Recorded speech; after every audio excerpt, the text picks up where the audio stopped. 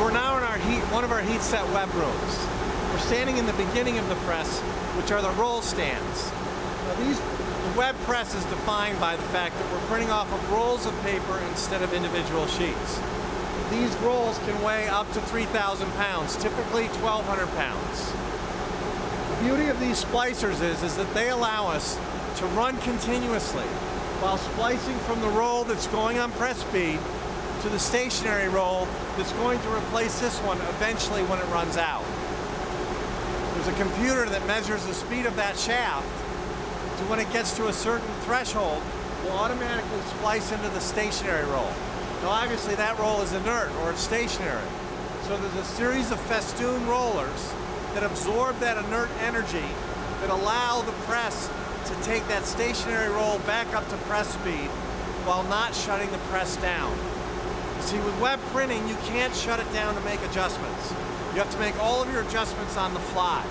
So running it continuously increases our output, improves our yield, and reduces waste.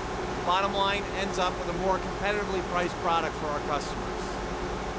One of the other heavy investments we made in technology on this press is registration control as well as density control. And basically, these are a series of electric eyes and computers that allow us to control the variabilities that are inherent in our process.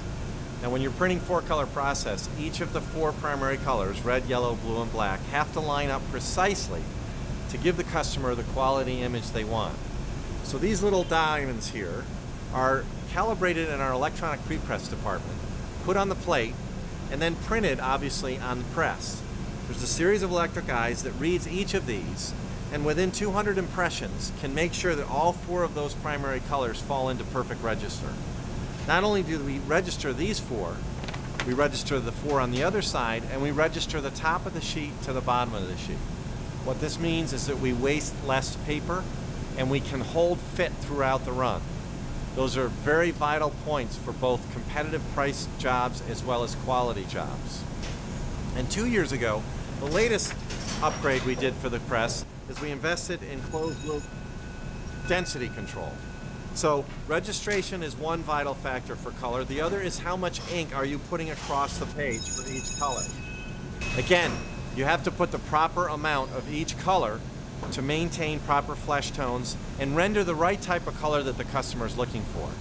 So in this case, the electric eyes read these color bars and measure the density throughout the run. Again, they're initially calibrated in our electronic prepress department.